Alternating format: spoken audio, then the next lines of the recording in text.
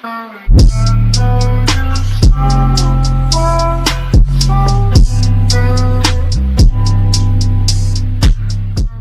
the collusion grievance he and his lawyer filed against the NFL, Eric Reid faces the same high burden of proof Colin Kaepernick does in his grievance filed last October. Reid has to prove by a clear preponderance of evidence that the league, or at least two teams, or the league and at least one team, has agreed to refuse to sign him in free agency this offseason, which violates the collective bargaining agreement.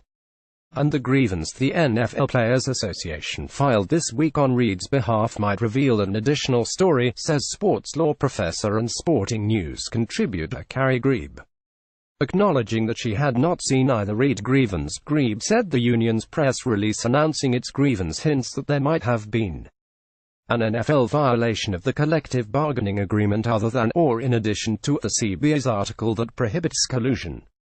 More Players Coalition agrees on Reid-Kaepernick situations. The CBA would prohibit disciplining or terminating a player solely because of certain conduct, Grebe said.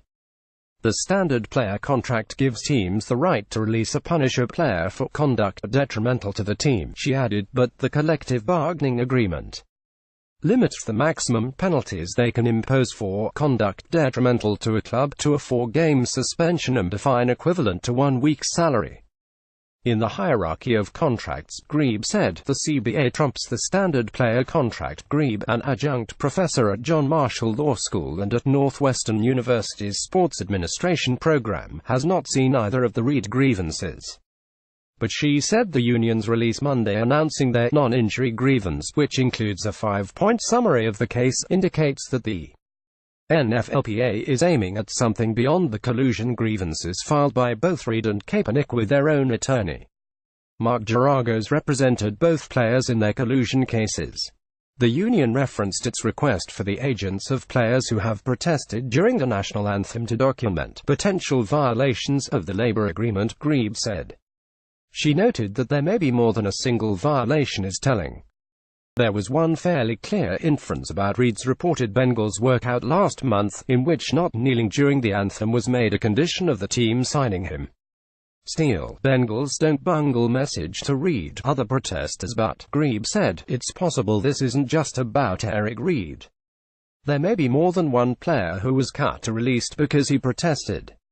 The NFLPA's release on its Reid grievance also points out, there is no league rule that prohibits players from demonstrating during the national anthem. More specifically, Grebe said, the league's national anthem policy is not part of the CBA and was not collectively bargained.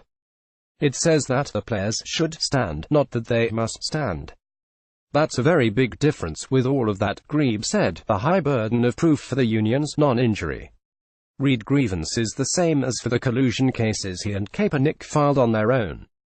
But, she added, it's possible that Reid's case can piggyback off of Kaepernick's case. The Bengals and their executives and employees had not been among the many team and league witnesses deposed in the Kaepernick case, but they clearly are part of the Reid case.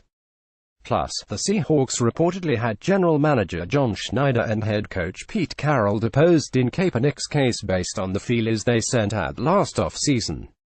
Not long after Reid's aborted Bengals tryout last month, the Seahawks cut short talks with Kaepernick again, reportedly over demands that he not protest if signed.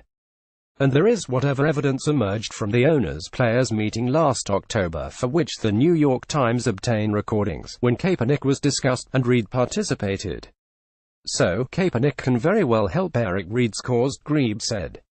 It makes sense now that the union's action seems to bring into dispute not only additional players, but other parts of the collective bargaining agreement.